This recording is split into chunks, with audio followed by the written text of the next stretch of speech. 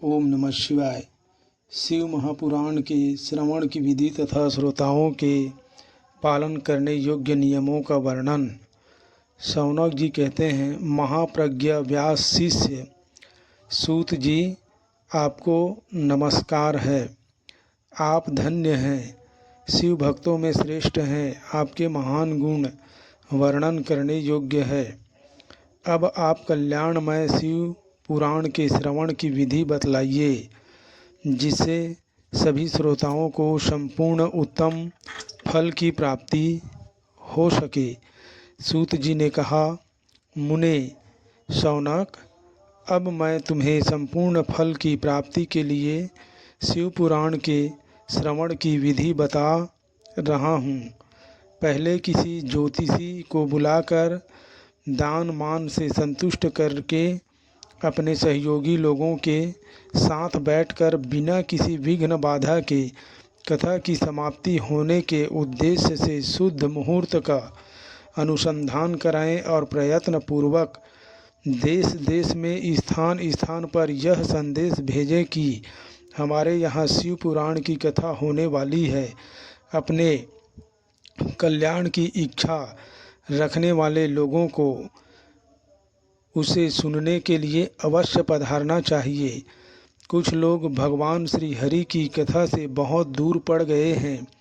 कितने ही स्त्री शूद्र आदि भगवान शंकर के कथा कीर्तन से वंचित रहते हैं। उन सबको भी सूचना हो जाए, ऐसा प्रबंध करना चाहिए। देश देश में जो भगवान शिव के भक्त हो तथा शिव कथा के कीर्तन और श्रवण के लिए उत्सुक हो, उन सबको आदर पूर्वक बुलवाना चाहिए और आए हुए लोगों का सब प्रकार से आदर सत्कार करना चाहिए। शिव मंदिर में, तीर्थ में, वन प्रांत में अथवा घर में शिव पुराण की कथा सुनने के लिए उत्तम स्थान का निर्माण करना चाहिए।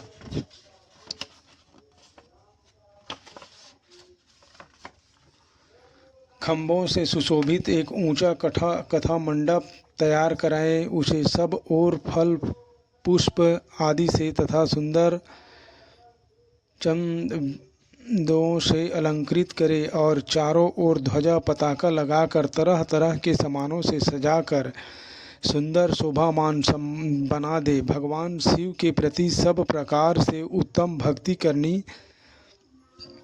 चाहिए। वही सब तरह से आनंद का विधान करने वाली है। परमात्मा भगवान शंकर के लिए दिव्य आसन का निर्माण करना चाहिए तथा कथावाचक के लिए भी एक ऐसा दिव्य आसन बनाना चाहिए जो उनके लिए सुखद हो सके। मुने, नियमापूर्वक कथा सुनने वाले श्रोताओं के लिए भी यथा योग्य सुंदर स्थानों की व्यवस्था करनी चाहिए। अन्य लोगों के लिए साधारण स्थान ही रखने चाहिए, जिसके मुख से निकली हुई वाणी देहधारियों के लिए कामधेनु के समान अभीष्ट फल देने वाली होती है तथा पुराण वेत्ता विद्वान वक्ता के प्रति तुच्छ बुद्धि कभी नहीं करनी चाहिए। संसार में जन्म तथा गुणों के कारण बहुत से गुरु होते हैं, परंतु उन सब में पुराणों का ज्ञाता विद्वान ही परम गुरु माना गया है।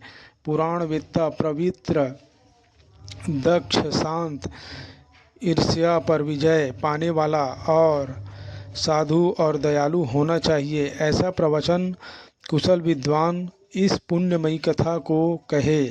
सूर्योदय से आरंभ करके 3:30 पहर तक उत्तम बुद्धि वाले विद्वान पुरुष को शिव पुराण की कथा सम्यक रीति से बाँचनी चाहिए। मध्याह्न काल में 2 घड़ी तक कथा बंद रखनी चाहिए, जिससे कथा कीर्तन से अवकाश पाकर लोग मल मूत्र का त्याग कर सके। कथा प्रारंभ के दिन से एक दिन पहले व्रत ग्रहण करने के लिए वक्ता को क्षौर करा लेना चाहिए। जिन दिनों कथा हो रही हो उन दिनों प्रयत्न पूर्वक प्रातः काल का सारा नित्य कर्म संक्षेप में ही करा लेना चाहिए। वक्ता के पास उसकी सहायता के लिए एक दूसरा वैसा ही विद्वान स्थापित करना चाहिए। वह भी सब प्रकार से संशयों को निवृत्त करने में सामर्थ्य और लोगों को समझाने में कुशल हो।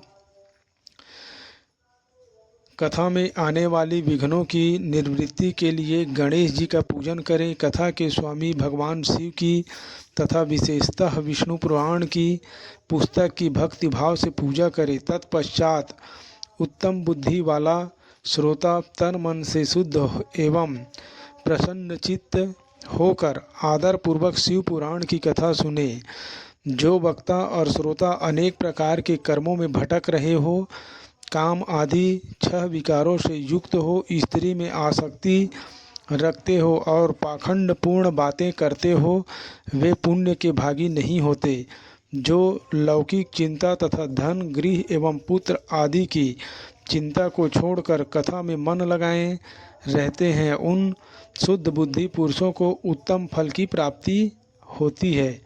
जो श्रोता श्रद्धा और भक्ति से युक्त होते हैं, दूसरे कर्मों में मन नहीं लगाते और मौन पवित्र एवं उद्वेग शून्य होते हैं, वे ही पुण्य के भागी होते हैं।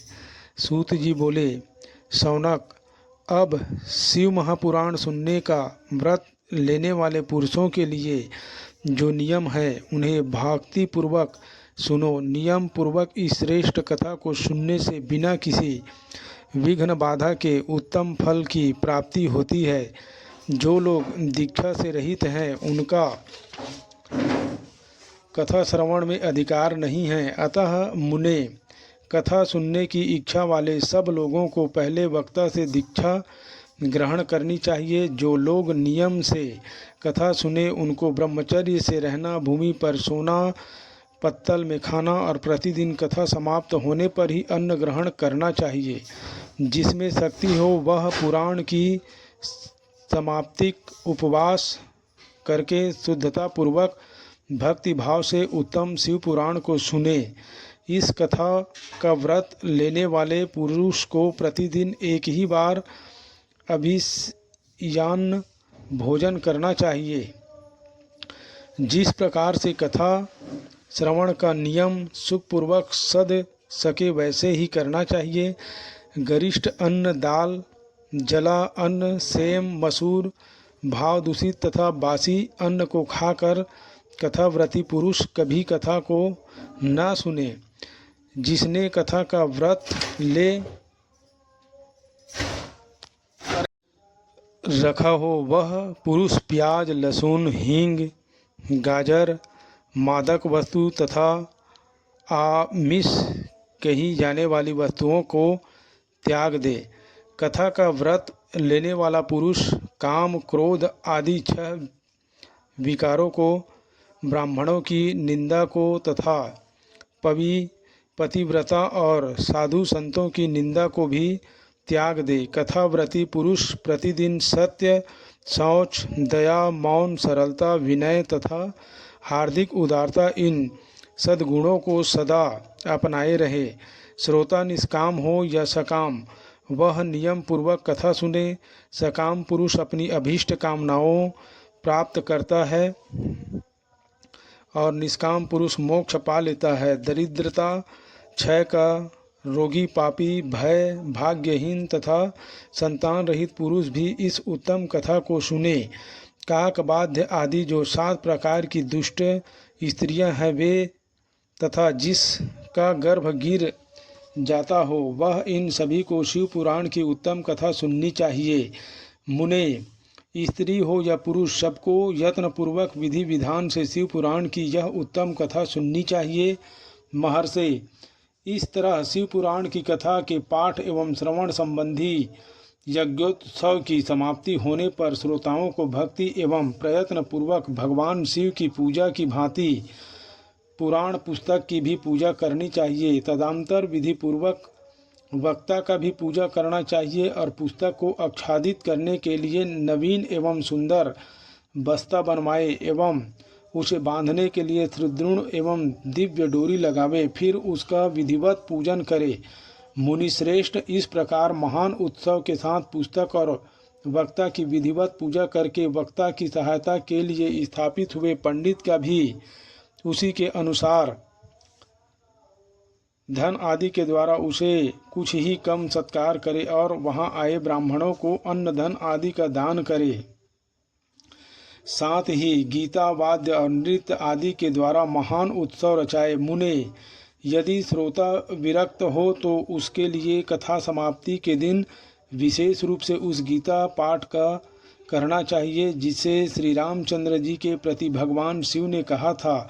यदि श्रोता गृहस्थ हो तो उस बुद्धिमान को उस श्रवण कर्म की शांति के लिए शुद्ध हविष्य के द्वारा होम कराना चाहिए। मुने, रुद्र संहिता के प्रत्येक श्लोक द्वारा होम करना उचित है अथवा गायत्री मंत्र से होम करना चाहिए, क्योंकि वास्तव में यह पुराण गायत्री मंत्र ही है।